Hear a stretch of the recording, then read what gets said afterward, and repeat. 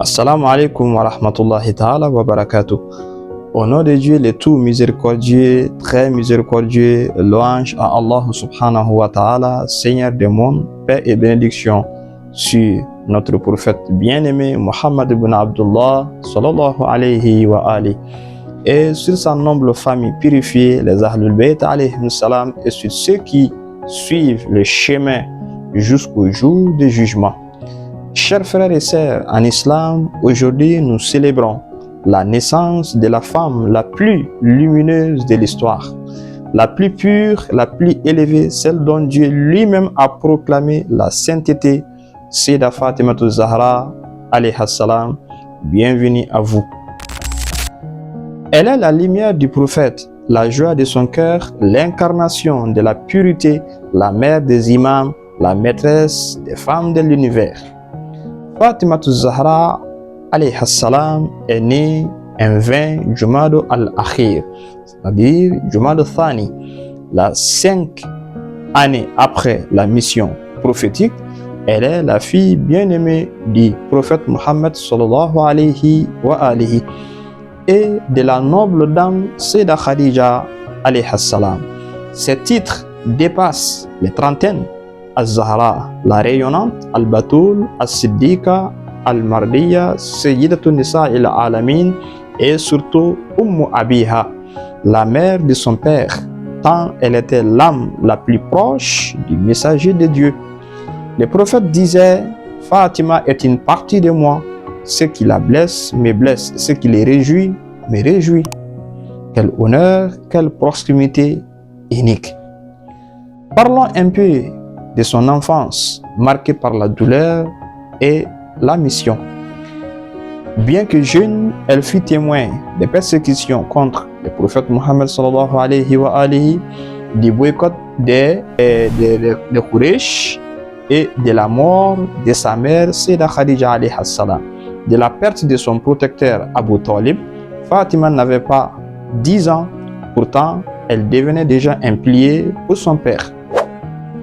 On l'appelait la petite protectrice du prophète sallallahu alayhi wa alihi. Lorsqu'on jetait des déchets sur les messagers de Dieu, c'est elle qui venait essuyer son dos et lui dire: ô père, ne t'attriste pas, Allah est avec toi. De nombreux compagnons ont demandé la main de Sayyidah Fatima alayha salam: Abu Bakr, Omar, Abdurrahman ibn Auf, etc.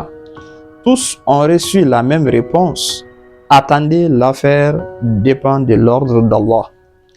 Puis Jibril descend vers le prophète sallallahu alayhi wa alihi pour lui dire: ô Muhammad, Allah a marié Fatima à Ali alayhi salam. Le prophète jura en disant: par Allah, si Ali n'existait pas, je n'aurais trouvé aucun homme digne de Sayyidah Fatima alayhi salam. Leur maison fut un modèle unique: pauvreté matérielle, mais richesse spirituelle infinie. 3 jours sans nourriture avec Al-Hassan et Al-Hussein, affamés pourtant, jamais un mot de plainte, seulement patience, dignité et amour d'Allah. Sayyidah Fatima alayhi salam appelait Ali alayhi salam: oh Abul Hassan, par respect, et Ali disait: je n'ai jamais mis Fatima en colère, ni l'ai jamais forcé à quoi que ce soit. La position spirituelle, la Fatima la plus pure, Sayyidah Fatima alayhi salam, est au cœur des Ayatul Tathir. Allah ne veut pas que vous purifiez pleinement aux gens de la maison. Suratul Ahzab, verset 33. De Ayatul Mawadda dit: je ne vous demande aucun salaire si ce n'est l'amour envers mes proches. Suratul Shura, verset 24. Ayatul Mubahala, elle fut la seule femme choisie par le prophète pour affronter les chrétiens de Najran. Elle est également le destinataire de grands secrets divins. Les anges la visitaient et lui parlaient. L'imam Ali alayhi salam a réunit tous les enseignements spirituels qu'elle recevait dans un livre sacré connu sous le nom de Mushaf Fatima alayhi salam.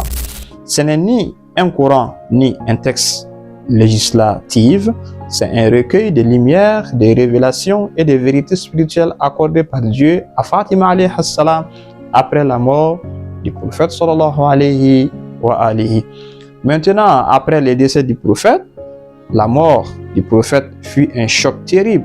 Les historiens rapportent, après la mort de son père, on ne l'a plus jamais vu sourire. Puis vint l'affaire de Saqifa, la confiscation du pouvoir et surtout la confiscation des fadak, les domaines que le prophète sallallahu alayhi wa alihi lui avait offerts. Fatima alayhi salam prit la parole dans la mosquée. Elle prononça la célèbre khutba fadakiya, un discours d'une profondeur inégale défendant la vérité, l'héritage du prophète sallallahu alayhi wa alihi et la légitimité de l'imam Ali alayhi salam. Puis survint l'événement tragédique, l'attaque contre sa maison, les portes brûlées, les pressions pour forcer Ali alayhi salam à prêter allégeance, la violence contre Fatima alayhi salam, la chute, la côte brisée, la perte de son enfant Al-Muhsin. Cet épisode rapporté dans de nombreuses sources anciennes que le prophète avait annoncé en disant « Fatima souffrira après moi ». Maintenant, revenons un peu sur son testament et son départ. À l'approche de la mort, Fatima alayhi salam avait dit à Ali alayhi salam, enterre-moi la nuit, ne laisse aucun de ceux qui m'ont opprimé assister à ma prière funéraire. Cachez l'emplacement de ma tombe. Ainsi, elle fut enterrée en secret dans la nuit des 3 Jumad al-Akhir en 11 de l'Hégire. Sa tombe est restée inconnue jusqu'à aujourd'hui, un symbole, un cri silencieux à travers les siècles et un témoignage éternel de l'injustice qu'elle a subie. Son héritage spirituel pour nous aujourd'hui, chers téléspectateurs, que représente Sayyidah Fatima alayhi salam pour nous aujourd'hui? Déjà, c'est un modèle de pureté. Dans un monde de confusion morale, Fatima alayhi salam nous enseigne que la vraie beauté est intérieure. Pureté, sincérité, vérité et modestie. Fatima alayhi salam est la femme qui a fait face aux tyrans, à l'injustice, aux calomnies avec la force de la foi. Fatima alayhi salam représente encore le modèle de patience. Elle a connu la pauvreté, les épreuves, les chagrins sans jamais perdre confiance en Allah subhanahu wa ta'ala. On peut citer encore que c'est le modèle de l'éducation. Elle est la mère de Imam al-Hassan alayhi salam et de l'imam al-Hussein alayhi salam et de Sayyidah Zaynab al-Kubra salamullahi alayha, des lumières qui ont illuminé l'histoire humaine. Les modèles de la femme musulmane représentée par Fatima Zahra alayhi salam, c'est une femme d'honneur, de pudeur, de science, de spiritualité. Elle résume le sens même des hadiths. Le meilleur trésor pour un homme est une femme pieuse.